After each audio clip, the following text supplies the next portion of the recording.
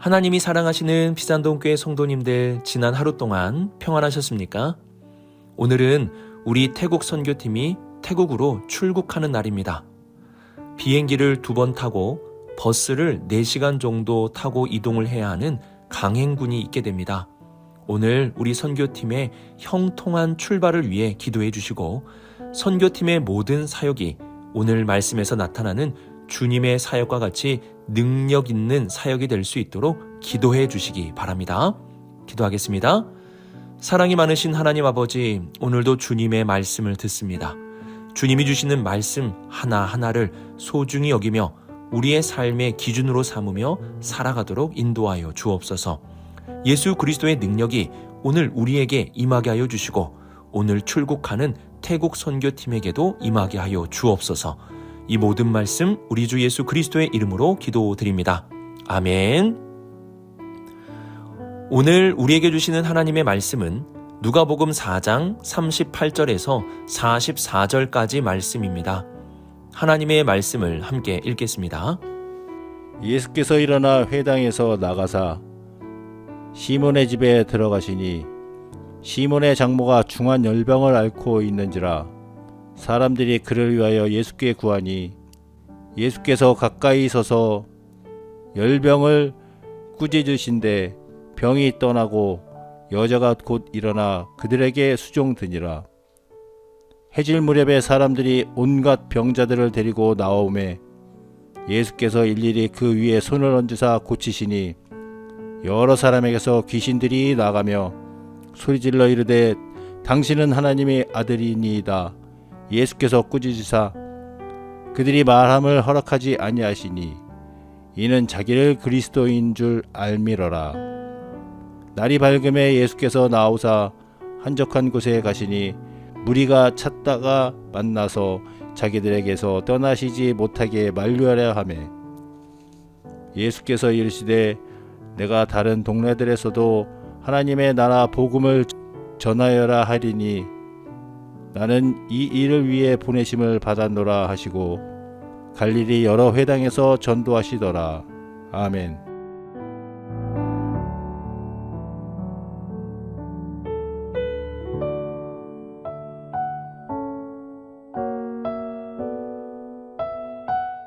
(38절) 말씀을 보시면 시몬의 장모를 고치는 기적이 기록되어 있습니다. 시몬은 우리가 잘 아는 베드로입니다. 베드로의 장모님은 자신의 집도 아니고 아들의 집도 아닌 사위의 집에 머물고 있었습니다. 오늘날이야 병들고 아프면 사위의 집에 머물 수도 있겠지만, 당시의 배경을 생각해 보면 시몬의 장모님은 아들이 없고 남편을 잃은 과부라는 것을 알 수 있습니다.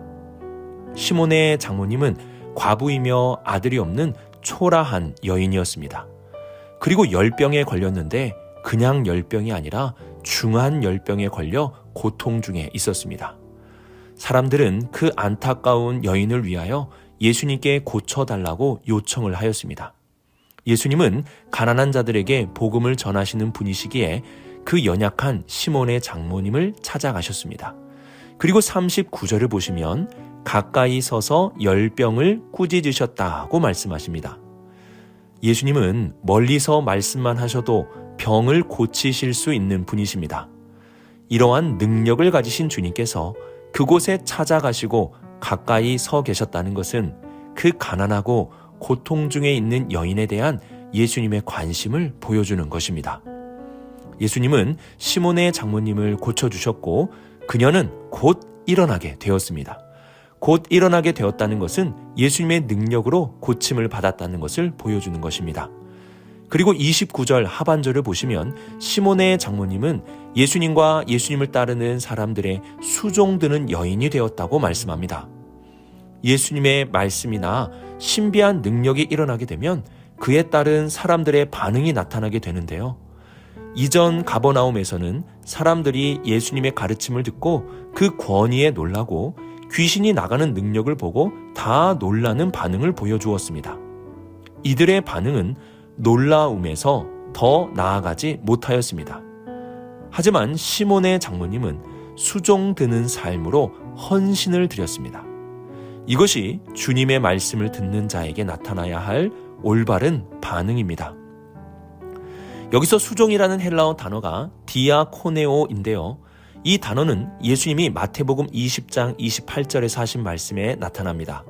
인자가 온 것은 섬김을 받으려 함이 아니라 도리어 섬기려 하고, 여기에서 섬김이라는 단어가 바로 디아코네오입니다.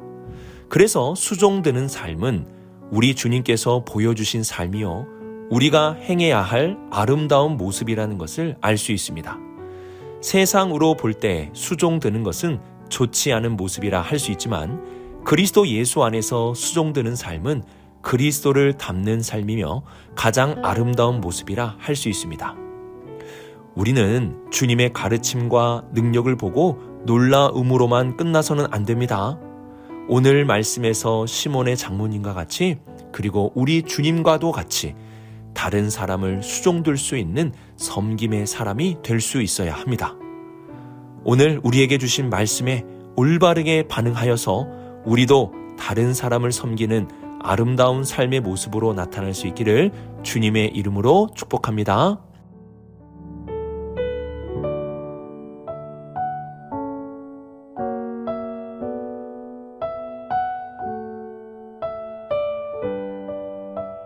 (40절을) 보시면 사람들이 온갖 병자들을 데리고 나오매 예수께서 일일이 그 위에 손을 얹으사 고치시니 라고 말씀합니다.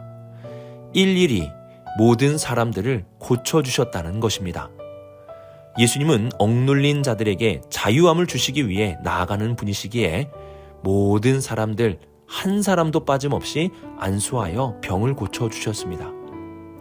오늘 말씀을 보시면 예수님의 치유 행위가 귀신이 축출되는 것과 함께 연관돼서 나타나고 있음을 보여주고 있습니다. 그래서 혹자는 모든 질병이 귀신의 역사의 결과라고 생각할 수도 있습니다. 하지만 성경의 다른 곳에서는 질병이, 그리고 고통이 하나님의 영광을 위한 것이라고도 말씀하고 있습니다. 그러므로 우리는 모든 질병을 귀신의 역사라고 보아서는 안 됩니다. 귀신은 주님께 나아가는 길을 막고 주님이 걸어가시는 길을 막으려는 존재입니다. 귀신은 예수님 당시에 많은 사람들이 예수님께 나아가지 못하도록 질병으로 막아섰다는 것을 알 수 있습니다. 하지만 예수님은 이러한 귀신들을 쫓아내셨습니다. 그리고 이들이 예수님께 나아올 수 있도록, 복음을 들을 수 있도록 자유함을 주셨습니다. 귀신들은 예수님의 말씀에 저항하지 못하고 쫓겨나게 되자 예수님이 어떠한 분이신지 밝히 드러냅니다. 41절을 보시면 당신은 하나님의 아들이니이다 라는 고백을 합니다. 어제도 말씀드렸듯이 귀신이 이러한 고백을 한 것은 예수님을 경배하고 영접하기 위해서 그런 것이 아닙니다. 만약 이들의 고백이 유익한 것이었다면 예수님은 그들에게 말하는 것을 허락하셨을 것입니다.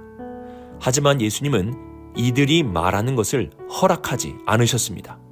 왜 그러합니까? 귀신들은 예수님의 치유와 기적이 나타났을 때 예수님의 정체를 밝힙니다.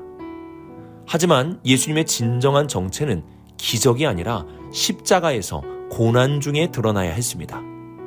고난받는 하나님의 아들이심이 드러나야 했던 것입니다. 귀신은 이러한 주님의 정체가 드러나지 않도록 가장 화려하고 가장 위대한 모습일 때 예수님의 정체를 드러내려고 했던 것입니다. 우리가 예수님을 가장 잘 보려면 기적이 아니라 십자가에서 보아야 합니다. 십자가에서 우리를 위해 죽으신 예수 그리스도를 묵상하고 그분을 믿음으로 나아갈 때에 그분의 마음과 그분의 뜻과 그분이 우리에게 이루고자 하시는 모든 것을 알 수 있게 됩니다. 기적도 중요하지만 기적보다 중요한 것은 주님의 십자가입니다. 그분의 십자가를 놓지 마시고 십자가 안에서 예수 그리스도를 알아갈 수 있는 우리 모든 성도님들이 될 수 있기를 바랍니다.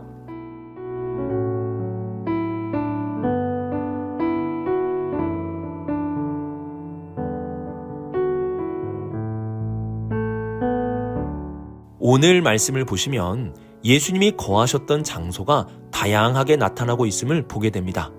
38절에서는 회당에서 나오셨다고 기록하고 이어서 시몬의 집에 들어가셨다고 말씀합니다. 그리고 42절에서는 한적한 곳에 가셨다고 기록하고 43절에서는 다른 동네들로 가시겠다고 말씀하십니다. 그리고 마지막 44절에서는 갈릴리 여러 회당에서 전도하셨다고 기록하고 있습니다. 이처럼 예수님은 한 곳에 머무시는 것이 아니라 여기저기 돌아다니시는 사역을 하셨습니다. 왜 그러하셨을까요? 우리는 예수님의 취임사의 마지막에서 하신 말씀을 기억해야 합니다.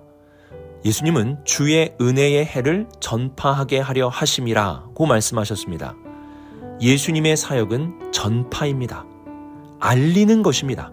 그렇기 때문에 한 지역 사람들에게만 그것을 알려주면 안 되고 이것저것 사람들 모두에게 알려주어야 했던 것입니다. 그러면 예수님은 무엇을 알려주려고 하셨을까요?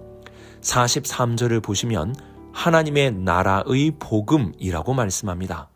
즉 천국 복음에 대해서 많은 사람들에게 알려주는 것이 바로 주님의 사역이었습니다. 그러면 천국 복음이 무엇입니까? 예수님은 자신의 취임사에서 그 모든 것을 다 말씀해 주셨습니다. 성령이 임하는 것이 천국이요, 가난한 자들에게 복음이 전해지는 것이 천국이요, 죄와 죽음과 사탄의 권세에서 자유케 되는 것이 천국이요, 예수님을 온전히 바라보며 살아가는 것이 천국이라 말씀하셨습니다. 천국은 우리가 죽고 나서야지만 갈 수 있는 곳이 아닙니다. 물론 우리의 죽음 이후에도 천국의 삶이 이어지겠지만 예수님은 그 천국이 예수님 안에서 이미 시작되었고 이미 임하였다고 말씀하셨습니다. 우리는 천국을 죽음 이후로 멀리 두어서는 안 됩니다. 예수 그리스도 안에 주어지는 천국을 누리면서 살아갈 수 있어야 합니다. 예수님이 주시는 말씀을 가난한 마음으로 받아들이면 우리 안에 천국이 시작됩니다.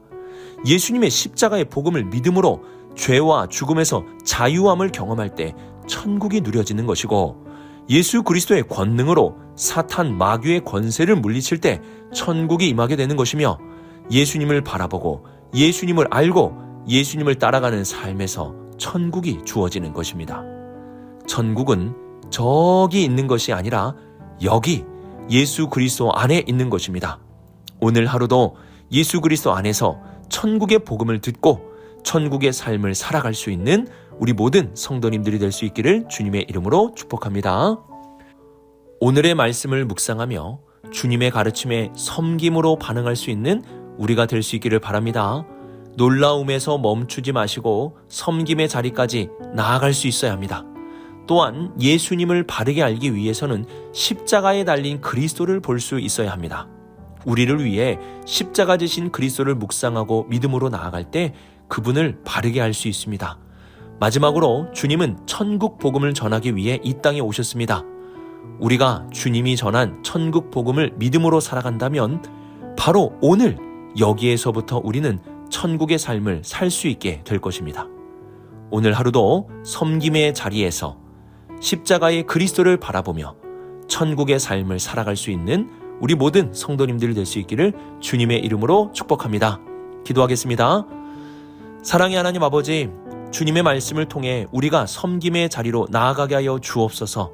또한 기적 속에만 계시는 예수님이 아니라 십자가에 달린 그리스도를 바라보며 예수님을 온전히 알아가는 우리 모두가 되게 하여 주옵소서. 오늘 하루도 주님의 천국 복음 듣고 믿음으로 천국의 삶을 사는 우리 모든 성도들 되게 하여 주옵소서. 오늘 선교팀이 태국으로 출국합니다. 우리 태국 선교팀을 주님의 능력으로 보호하여 주시고 그 모든 사역의 시작이 은혜와 사랑으로 충만케 하여 주옵소서. 이 모든 말씀 하나님의 아들 우리 주 예수 그리스도의 이름으로 기도드립니다. 아멘.